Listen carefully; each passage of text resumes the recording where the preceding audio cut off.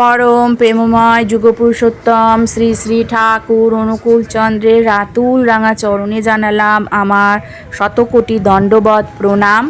আমার ভক্তপ্রাণ দাদা ভাই বোন মা সকলকে জানালাম জয় গুরু। আশা করব ঠাকুরের কৃপায় আপনারা সকলে ভালো আছেন, সুস্থ আছেন, আনন্দে আছেন। আজকে আমরা জানব, বাড়িতে যাই ঘটুক না কেন, নিত্যদিনের পূজাঘরে কিছু বিশেষ মূর্তি বা বস্তু কখনোই রাখা উচিত নয়। না হলে আপনাকে অত্যন্ত ভারী ক্ষতির সম্মুখীন হতে হবে। এর ফলে গৃহে দারিদ্রতা ও দুর্দশা নেমে আসতে পারে। বাস্তুশাস্ত্র অনুসারে কিছু কিছু জিনিস এমন আছে যা পূজাঘরে ভুলেও রাখা উচিত নয়। হতে পারে আমরাও বা আপনারাও হয়তো এইরকমই পূজাঘরে কিছু জিনিস রেখে দিচ্ছি যেটা রাখাটা ঠিক হয়নি, যার জন্য গৃহে উন্নতির পথ বন্ধ হয়ে আছে, অর্থের অভাব লেগেই আছে এবং বারবার পরিশ্রম করেও সাফল্য লাভ করা সম্ভব হচ্ছে না। এর কারণ এটা হতে পারে যে আপনি হয়তো না জেনে পূজাঘরে এমন কিছু বস্তু রেখেছেন যার নেতিবাচক প্রভাব বিস্তার করছে। পরবর্তীকালে আমাদের এর জন্য অনুতাপ করতে হবে। আজকে তাই এই বিষয় নিয়েই আলোচনা করব। পূজাঘরে কোন বস্তু রাখা শুভ এবং কোন জিনিসগুলো রাখলে অশুভ প্রভাব ফেলবে। আমরা পূজাপাঠ অনেক করি, কিন্তু তার কোনো যথাযথ ফল অনেক সময় পাই না। পূজা হলো আমাদের জীবনের এক অবিচ্ছেদ্য অংশ। আমরা যেমন প্রত্যেকে আলাদা আলাদা মানুষ, তেমনি আমাদের দেবতাও আলাদা আলাদা। বিভিন্ন মানুষ বিভিন্ন দেবদেবীর আরাধনা করেন। অনেক সময় ছোট ছোট ভুল আমাদের পূর্ণ ফল লাভের ক্ষেত্রে বাধা হয়ে দাঁড়ায়।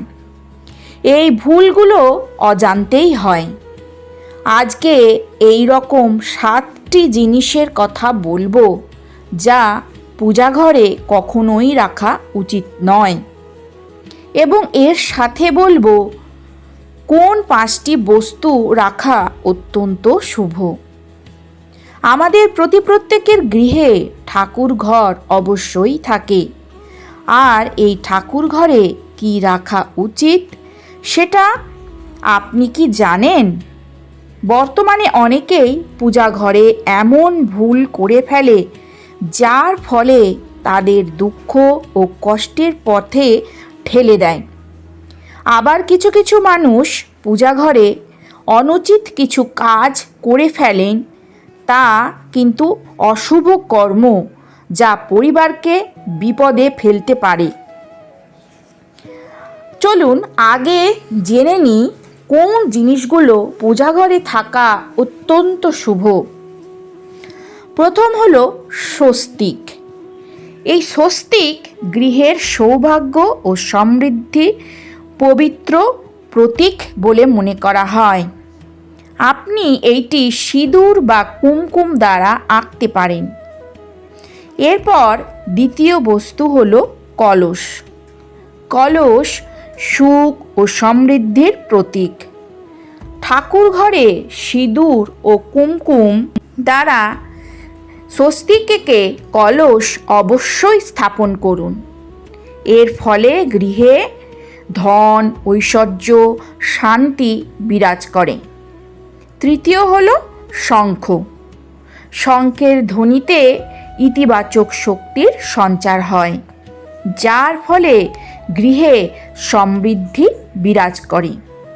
তারপর চতুর্থ হলো ঘণ্টা। যখন পূজাঘরে ঘণ্টার আওয়াজ হয় তখন চারিদিকের পরিবেশ শুদ্ধ ও পবিত্র হয়ে ওঠে। এর ফলে নেতিবাচক শক্তি দূর হয় এবং গৃহে সুখ সমৃদ্ধি ঝরে পড়ে। এছাড়া পঞ্চম হচ্ছে শঙ্খ, গোমতী চক্র এবং জল রাখা অত্যন্তই শুভ বলে মনে করা হয়। শঙ্খ দ্বারা ভগবানের আশীর্বাদ লাভ করা সম্ভব হয়। গোমতী চক্রের মাধ্যমে গৃহে সমৃদ্ধি আসে এবং জল রাখলে গৃহের শক্তি পরিশুদ্ধ হয়। এটা অবশ্যই লক্ষ্য রাখতে হবে যে এই জল নিয়মিত যেন পরিবর্তন করা হয়।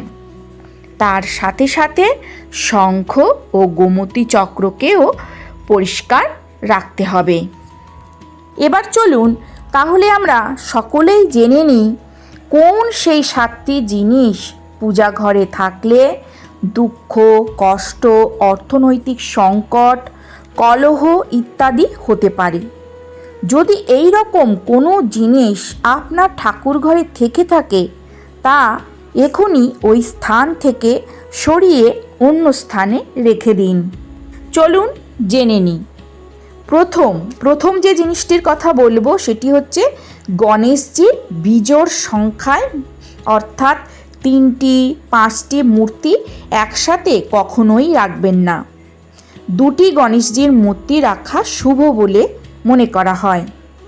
নিজের মঙ্গল কামনা করেন যদি, তবে গণেশ ঠাকুরের মূর্তির মুখ প্রধান দরজার ভিতরের দিকে করে রাখুন, বাইরের দিকে যেন মুখ না থাকে। দ্বিতীয় হলো ভাঙা চাল। পূজাঘরে কখনোই ভাঙা চাল রাখবেন না, কারণ এটা নেতিবাচক শক্তি সঞ্চার করে। তৃতীয় হলো পূর্বপুরুষদের ছবি। পূজাঘরে মৃত পূর্বপুরুষদের ছবি রাখা অশুভ বলে বিবেচিত হয়, কারণ তাদের স্থান দেবতাদের সমান নয়। ইহাদের পৃথক জায়গায় রাখা উচিত। চতুর্থ হলো সাধু সন্তদের মূর্তি।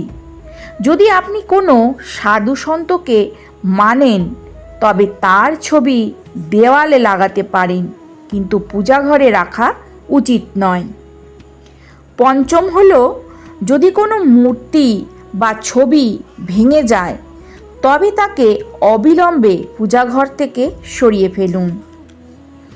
ষষ্ঠ হলো ভৈরব দেবতা, শনিদেব ও কালী মাতার মূর্তিও পূজাঘরে রাখা উচিত নয়। সপ্তম হলো একই দেবদেবীর মূর্তি অধিক পরিমাণে রাখবেন না।